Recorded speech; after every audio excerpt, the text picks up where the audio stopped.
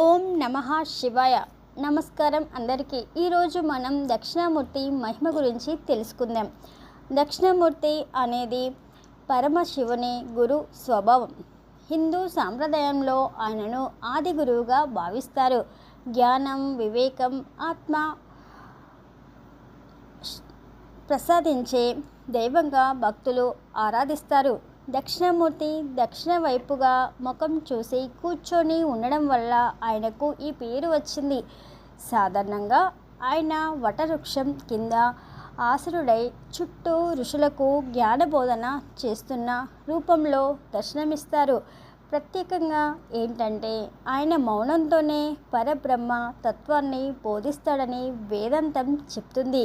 అందుకే దక్షిణామూర్తిని మౌన గురువు అని కూడా అంటారు. విద్యార్థులు, ఉపాధ్యాయులు, వేదాంత అధ్యకులు దక్షిణామూర్తిని ప్రత్యేకంగా ఆరాధిస్తారు. ఆయన అనుగ్రహంతో మేధ, శక్తి, ఏకాగ్రత, జ్ఞానం పెరుగుతుందని విశ్వాసం. ఓం దక్షిణామూర్తే నమః. ఓం దక్షిణామూర్తే నమః. ఓం దక్షిణామూర్తే నమః.